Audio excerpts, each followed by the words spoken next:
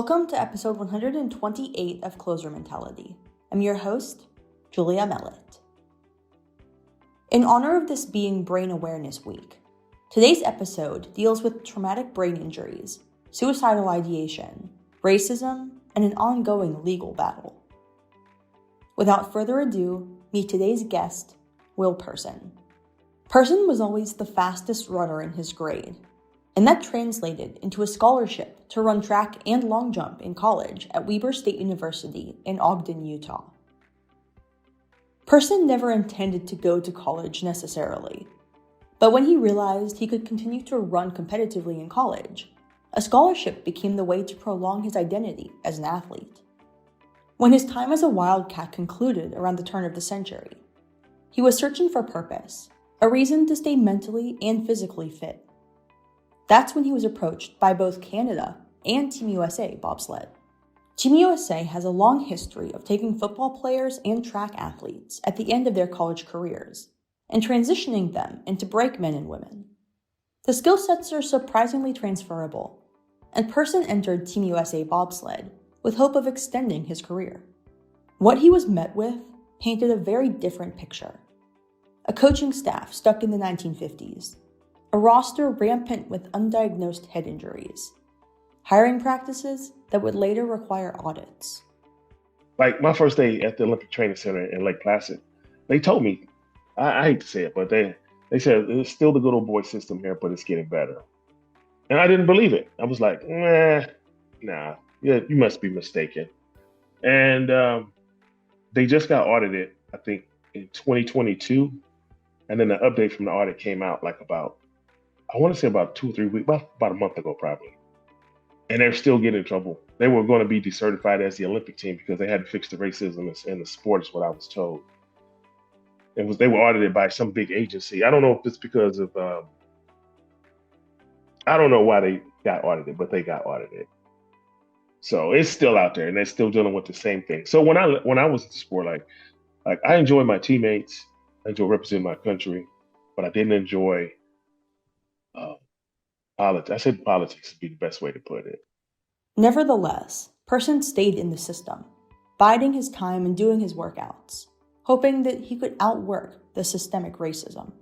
But at one point, I just realized like they weren't going to fix anything. They weren't going to do anything about it. It just made the coaches lash out at me more.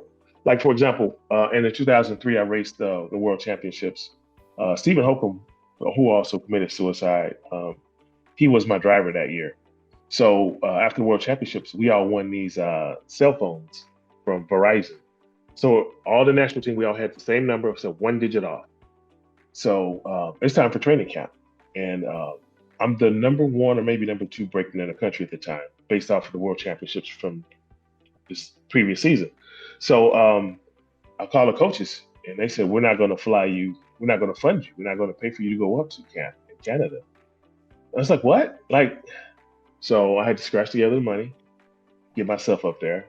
Steve Holcomb was like, hey, Will, you can just stay with me because my room was paid for. And so he was my roommate. And and so probably I was there for about a week. This guy named Mike Kahn comes to me. He's a driver now. And he says, hey, Will, Coach Tuffy called me. And he told me that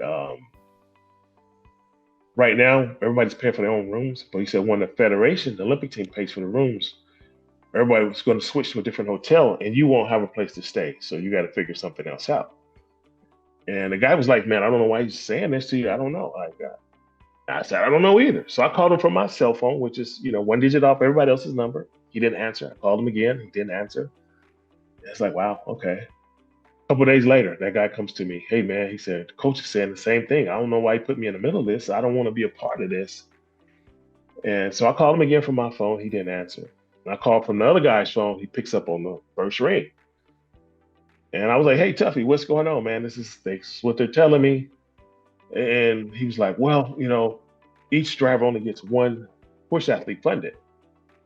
And I was like, Tuffy, I've been here for more than 2 weeks. I know the truth. Now, is that what you're sticking with? He got kind of quiet. He said, well, I'll see what I can do. So a few weeks later, we moved to the new hotel. He gets me a room. Okay, no big deal. I had a new roommate.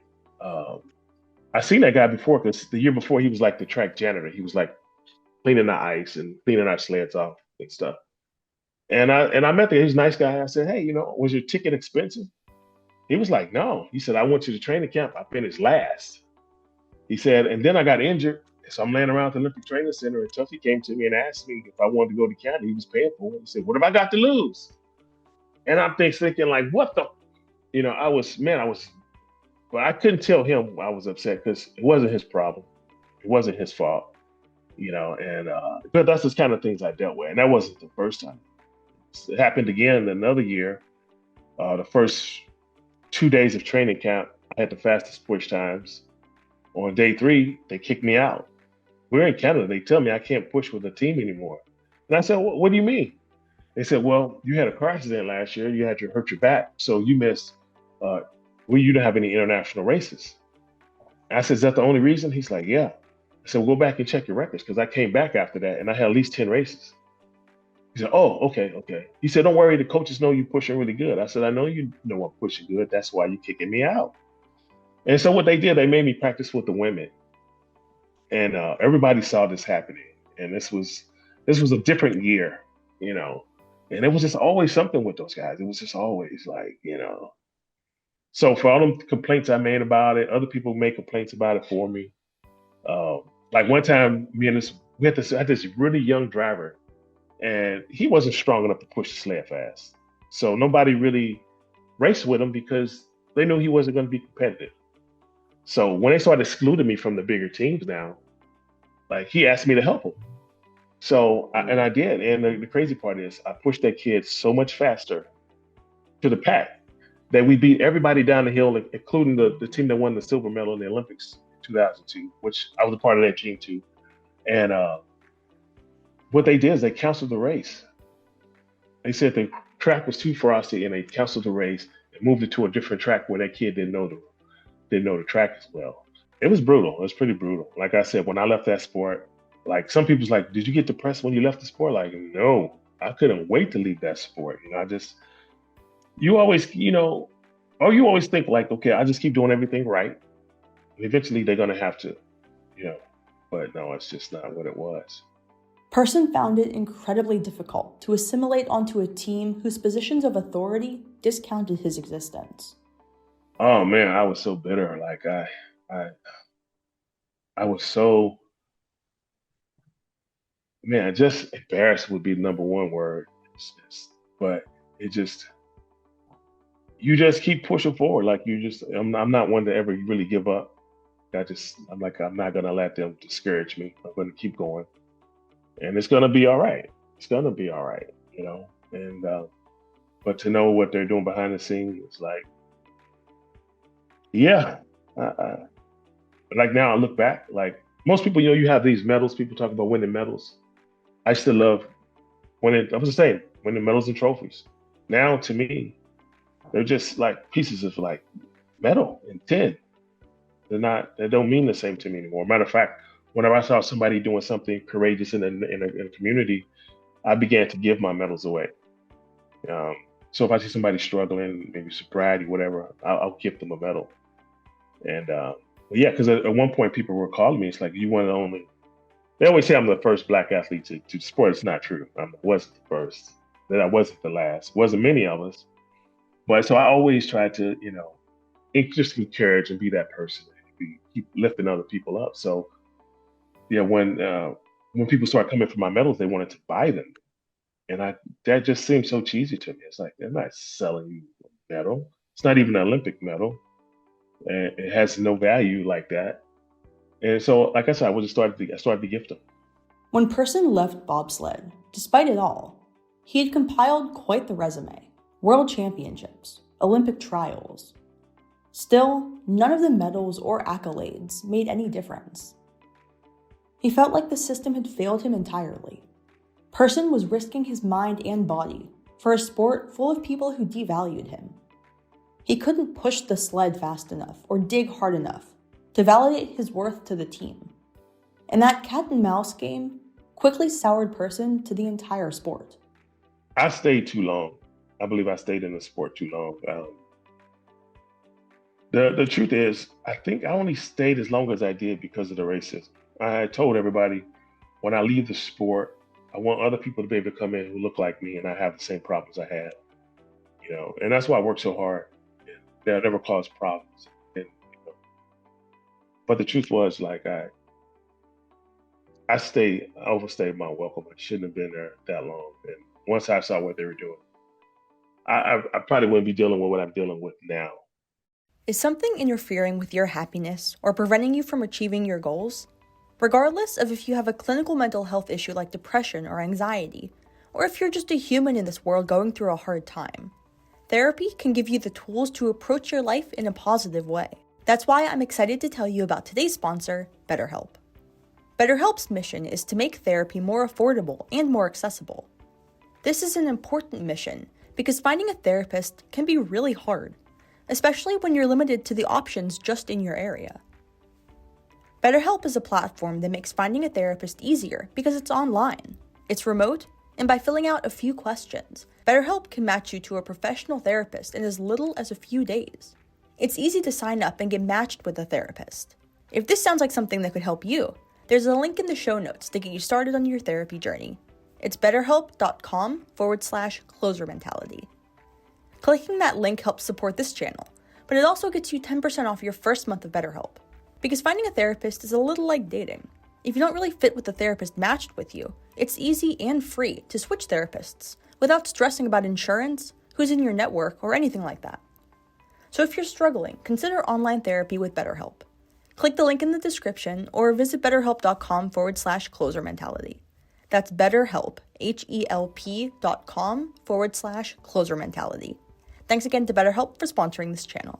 Did you know that you can purchase audiobooks directly from your favorite local bookstore? With Libro FM, you can pick from more than 325,000 audiobooks, including bestsellers and recommendations from real booksellers. You'll get the same audiobooks at the same price as the largest audiobook company out there, you know the name. But you'll be part of a different story, one that supports your local community. If you're new to audiobooks, they're the perfect way to squeeze more reading into your busy life. Listen with the free Libro FM app while you do chores, walk the dog, or relax at home. If you already love audiobooks and don't know what to listen to next, check out recommendations from the people who know best, booksellers. Closer Mentality has partnered with Libro FM on a special offer. Through the link in the show notes, you can get 2 audiobooks on Libro FM for the price of 1. Offer only valid for new members in Canada and the US. Thanks to Libro FM for sponsoring this podcast. On top of his uncertain professional career, pieces of his personal life were shifting. Person started noticing mental fog, anger issues, and emotional irregularity within himself. Odd additions to his normally calm demeanor. I had this thing I would do, like I would wake up in the middle of the night and wouldn't know where I was at. Like I would be kind of in a panic. And I would I'll jump up, turn lights on. I always say the pictures on the wall told me where I was at. Like I'm in Europe, or I'm in Canada, or I'm in California, or I'm at the Olympic Training Center, or I'm in a hotel, But again, it kept happening. And I would just tell myself, I was rationalizing. I was like, oh, you know what? I travel so much, I have such a great life that I don't know where I'm at sometimes. I just rationalized it, and then it just kept going over my head. But some people told me that I told them that, like when I was having the migraines, bobsleigh did something to my brain. So somehow I was connecting it, but I didn't remember connecting it.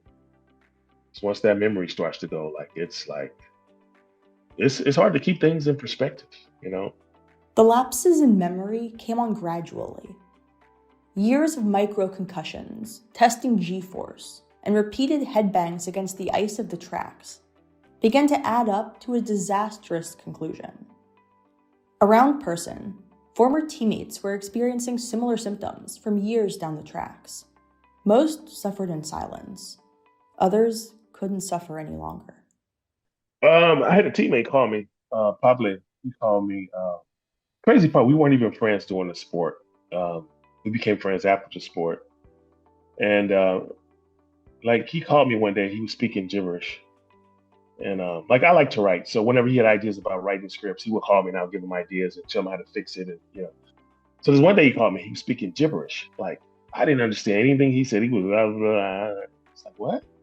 He got so frustrated, he hung up the phone. And And then that's when I told myself, like, mental health is my background. I know something's wrong with this guy. I got to get him some help. And I told myself that every single day. And I didn't do anything to help him. Like, I was just talking about it in my head. And eventually I got the word that he went to his family's factory and he hung himself. And so when they checked his brain, uh, he was in stage 4 of CTE. Person's teammate Pavle Jovanovic's death is what began the examination into the lasting effects of sliding sport, i.e. luge, skeleton, and bobsled, and the head trauma, a phenomenon colloquially referred to as SledHead. Jovanovic's past head trauma experience as a linebacker, coupled with years of bobsled training, ended tragically. Jovanovic was only 43, but already experiencing Parkinson's disease symptoms. In May 2020, he became the third bobsledder to commit suicide since 2013, and the sixth to have attempted self-harm.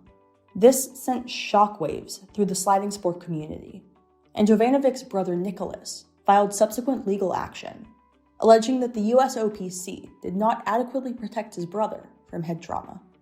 And for me, like, I felt guilty and I felt awful. And I felt like I was responsible. And it crushed me for a long, long time. Like, even now, it's like, it's still just, it's just ugly stuff. But the truth is, like, I realized later on, I couldn't help him because I needed help. Like, I tell people, like, I took the mattress off my bed and put it in the living room on the floor because I was crawling around my apartment sometime. I had days where I couldn't get up. And no matter how many times I see doctors, I thought I was diabetic. I thought I was felt like low blood sugar. That's what it seemed like. I've seen that on diabetics before, so I must be coming diabetic. And it was like, no, they check me every year, no diabetes. And it didn't make sense because I still eat clean and I still was working out and, but yeah, they got me. And so that was about the time when I kind of started connecting the dots. But I tell you what, this thing is so progressive and sneaky. I had people tell me that I told them that I think bobsledding did something to my brain. This is way before I connected the dots because I had these migraines. I still have them, and this vertigo. Uh, all I could think it would had to come from that. But there was no reports of CTE in our community. Nobody's talking about it. And then I found out, well, they're not talking about it because they don't want to talk about it. So that's kind of where we are with that. And that's why I started fighting so hard. I was like, oh no.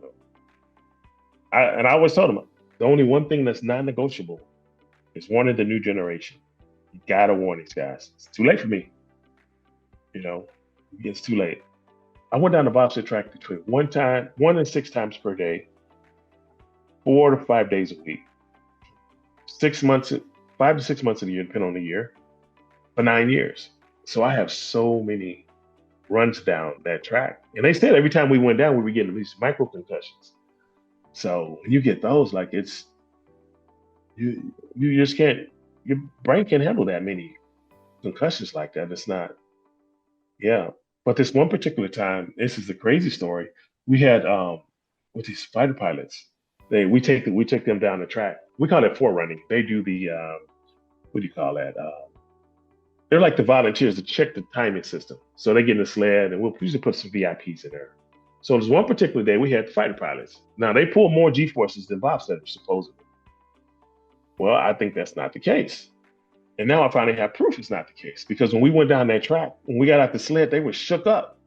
I'm like, these are military guys. Like, how could they be shook up? I did 6 of these rides yesterday. And this article came out in December, written by New York Times, and it said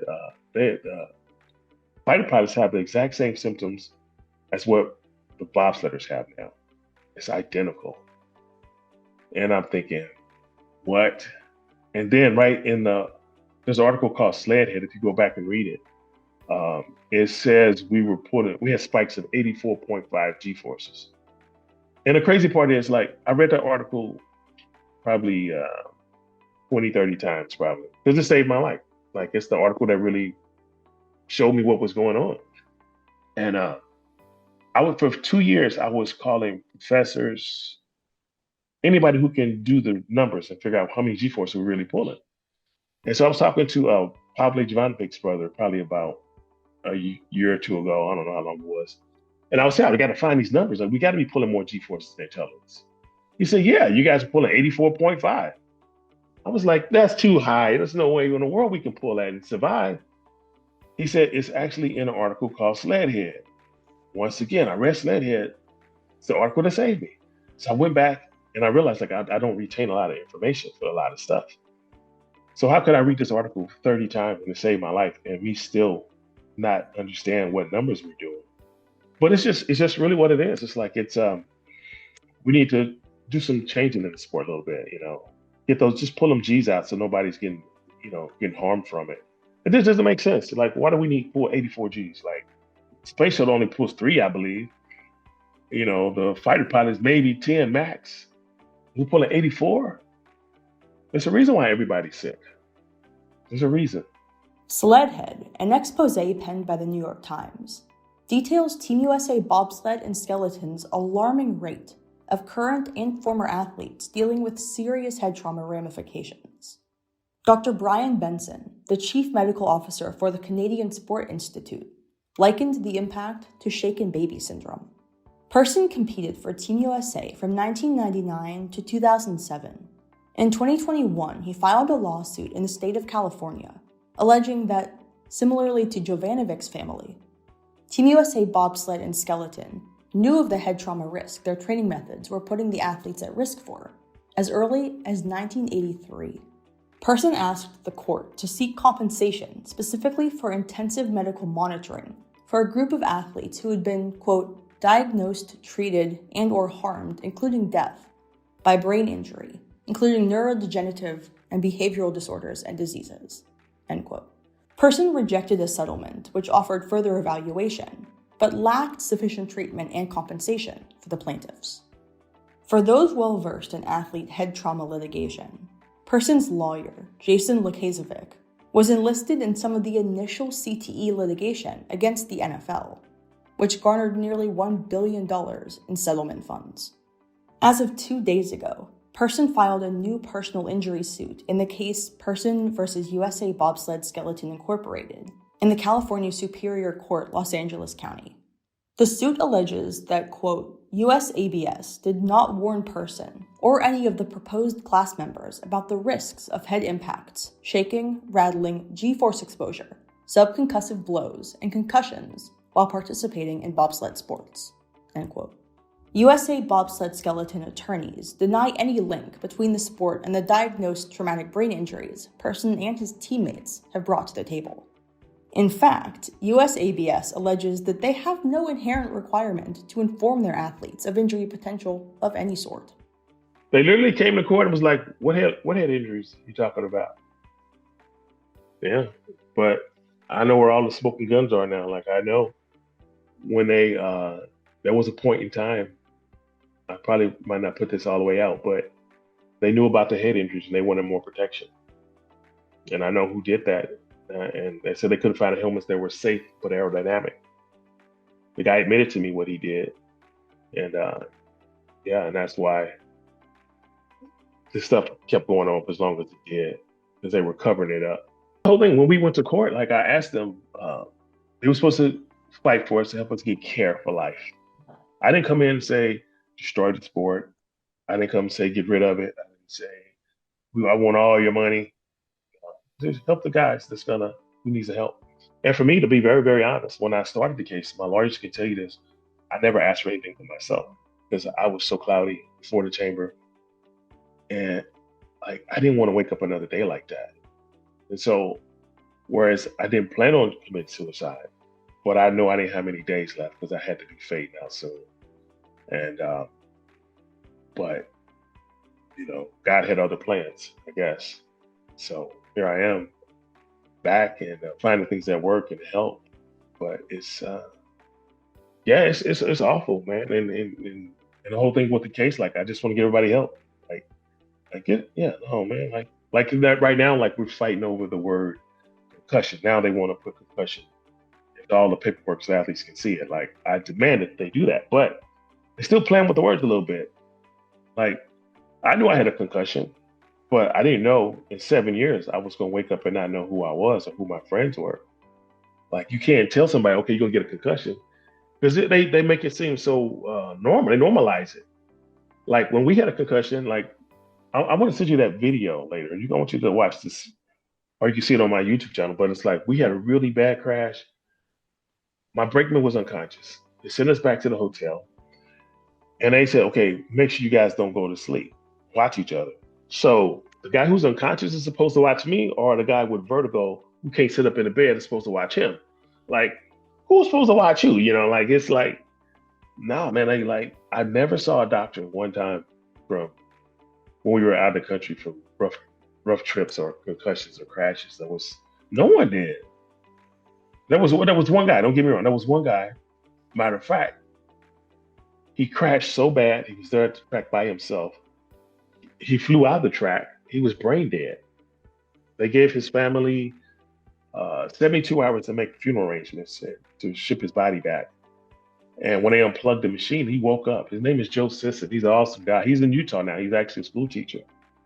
And like those guys I'm really fighting for, man. Like I got it bad, but I got the chamber that helps me. But I know they really have it bad.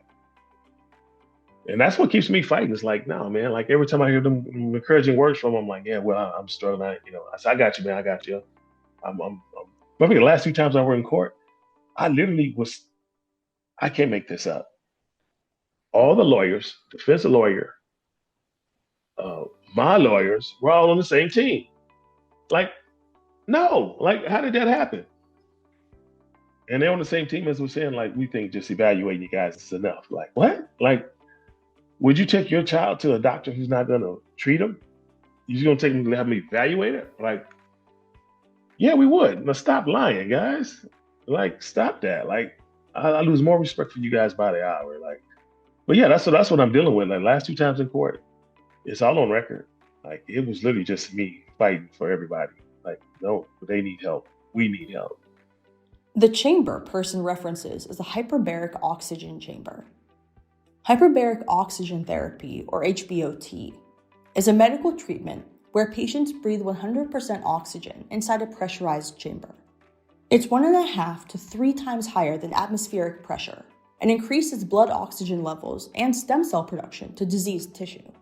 Historically, these services have been used to combat carbon monoxide poisoning, fight infections, and treat decompression sickness, or the BENS. Pro football legend Joe Namath transposed this therapy onto athletes, and furthermore, onto athletes worried about living with head trauma. When I wake up in the morning, I didn't know where I was at. Like, I always had to figure out figure out what the day is. Like, I can't tell a Sunday from a Monday or Friday. Everything's the same. And so every morning I woke up, I had to look at this little planner to see if it's what day it is and what month. So I always think it's January or August. I don't know why those 2 months, but same thing every day. So it's like that movie Groundhog's Day. I wake up, I'm looking at my nightstand to figure out But yeah, that's the life that I have been living since I left the sport. And the only thing that gave me any relief is that chamber, man. It's like Joe Namath. I couldn't even say his name for a long time without getting choked up. Because like I was toast. Like I was, even now, like when we're talking, like I'm struggling with some things I'm talking about. Like I had to really form my thoughts. Like it's yeah, man. So for me, was a counselor most of my life, imagine me now trying to go in and stop a riot, and I can't even think straight. I left the sport in '07. I never did an interview about it ever because it's like it's one of them things don't want to believe it really happened. Number one, you want to believe that it's true. You don't want to believe that it's still going on, and it's just it's just kind of heartbreaking when you look back at it. But I do feel, I guess, a little bit more relief that I still came back. Like it was easier for me to just walk away and not come back and help anybody, but to come back and help the people who also probably played a part in mistreating me. Now they're coming back to save their lives. Like it's like and I'm offering it to them for free. Like it's like it's just humbling. It's very humbling. The hyperbaric oxygen chamber pressurizes in such a way that person feels lighter and more relaxed in the moment, effectively alleviating his brain fog. You know, when you ever get on the airplane and you first start going up, your ears kind of get that pressure. It's the same thing. It's the same thing. You have to clear your ears. If you can't clear them, you're not going to be able to get the pressure. It's going to feel like you got like a crochet needle in your eardrum. That's what it feels like. You can't release that pressure. It just builds and builds. So, but you just get in there, and as the pressure's going up, you yawn a few times, and usually most people can clear the pressure. And I when I first got in there, I was so weak. Like I said, I used to only sleep all the time. But now I do try to do puzzle, brain work type of things. Um, I don't sleep as much as I used to. Before I was always just napping. I just couldn't help it. Like, yeah, but so now it's like I get in there, I set two timers, one for about 90 minutes, and then I'll set one for like 90 minutes plus an extra 10 minutes, just in case I sleep through that first alarm. So, but that's pretty much it. You just get in there and you just relax. And it's really not much to it. It's just, I was really afraid of the technology when I first saw it because I was doing the reading and was like, this one burned up and this one blew up. I was like, what?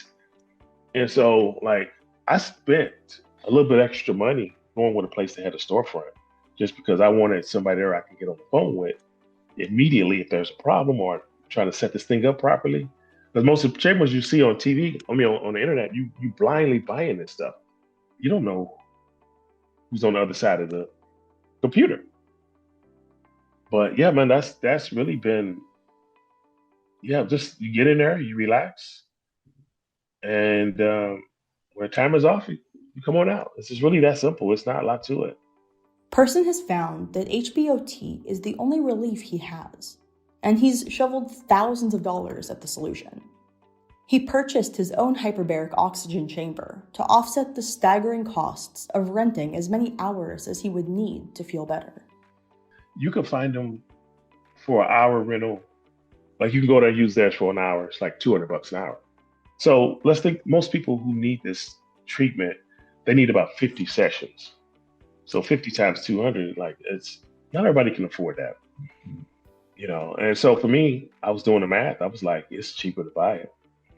And then when I get done, I know some other people who are going to need it. And so, yeah, so I wound up just buying one. Yeah. But I tell you, well, I don't know if we mentioned it earlier, but like one time I tried to not use it anymore because like Joe said, he didn't need it. Reverse the symptoms, he didn't need it. So I said, okay, well, maybe I don't need it. I feel great. I don't think I need it anymore. Man, that 3 weeks went by. I felt like I wanted to jump off the nearest bridge. It was awful, man. It was just like, oh God. And I couldn't figure out what was wrong. That's the crazy part. I literally had to trip over the doggone thing in my living room at that time. I was like, oh yeah, stupid. You trying to see if you still need it. Get back in there. But it took me a couple of days to figure that out. Like, that's the crazy part about this stuff. Like when that mind say no more, it means it. But yeah, it's been such a blessing, man. Like I tell people all the time, like I don't sell these things. I don't have a contract with anybody. I said, I'm just telling you my experience. This is what my experiences are. Are you an athlete rehabbing from an injury? Are you a coach or athletic trainer seeking additional support for your injured athlete toolkits? KT Tape has exactly what you need. KT Tape is a rehabilitation tape that helps stabilize and compress sensitive areas of the body during exercise. Apply KT Tape to an area either in pain or in recovery, and feel the difference. KT Tape is comfortable, stable, and long-wearing.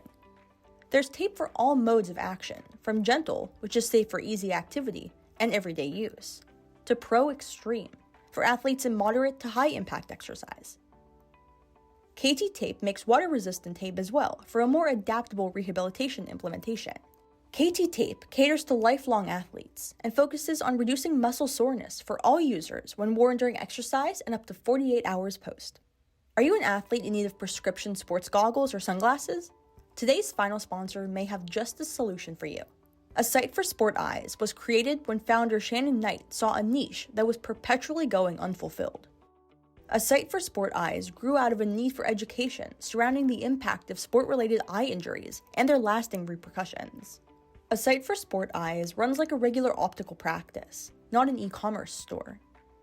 Their goal is to give you the same high-quality service and name-brand lenses made by the best optical laboratories in the country, geared specifically for athletes and athletic use cases. If you need new lenses or frames, a site for sport eyes is the perfect place to get them. The links to BetterHelp.com, Libro FM, KT Tape, and a site for sport eyes are all in the show notes. Now, let's get back to the episode. How did this happen? Like, why are they allowing it to still happen? And why are they fighting me on it? Like, really? This could be your child. Like, and the crazy part is like, Bobsled was very popular. Like, he was a fan favorite of the office. Stephen Holcomb was a favorite. They were like, I was never loved. Put that way. These guys were loved. They were like the brothers over there. Like, I didn't have that same with those people, with the coaches and stuff. Now, within my teammates, yeah, we are. It's pretty cool with a lot of my teammates, but the fact that they're turning their back on those guys, it's like, what is wrong with this picture? My biggest message is you're not alone, and you have to find community. You have to, and like now where I didn't have community, I had to kind of build community. And so now that people kind of hear my story, like I'm getting calls from hockey players, soccer players, parents, talking about their kid going through this and that. And, I can kind of help talk them through a little bit of that. And the biggest thing I tell them, if your kid had a concussion, watch your child or watch your loved one. If they tell you they're okay, it's not necessarily the truth. And that's the one thing we have to focus on is that, because like for me, like I had so many bad days. Like mine was just awful until I could kind of figure it out. And the crazy part is if I ever had a good day, my brain is telling me, you know what? This is a good day to die. This is the best day to die. It's beautiful. Like, so it's like you really can't win with this thing for losing. Like you have to really be on top of what you're dealing with, understand what it is, and put things in place. Like my thing is like I'm trying to teach people how to live with the symptoms. Like this is the crazy part. Like for me, like it's something you can make up. Like for example, I'll go in spurts of like I've been dating the same person for 6 years. Never have I ever left the toilet seat up. All of a sudden, I'll go a whole week leaving the toilet seat up. And then I'll have another weird behavior. I'll leave the stove on for a whole week. Not turn the stove off for a whole week. Or not locking the front door for a whole week. I don't do them all concurrently. It's just something else will take over. And it's like you learn to do one thing, right? Then you're gonna lose something else along the way. And so the biggest thing is like, I kind of what I call CTE my house. First walk in the door, the keys and wallet go right there. My shoes are right there. My toothbrush is always out. My mouthwash is always out. My deodorant is always out. Like, there's certain things you can do. Like, and if you learn to do those things, it'll make life so much easier for you. Thank you so much for listening to episode 128 of Closer Mentality and Will Person's story. All pertinent links are in the show notes, as well as the link to watch Will and I's full interview on the Closer Mentality Uncensored YouTube channel. I have so many more incredible episodes on the docket for the next few months, and I can't wait to share them. For now, though, thanks for listening to Closer Mentality. As always, I'm your host, Julia Mellett. See you next week.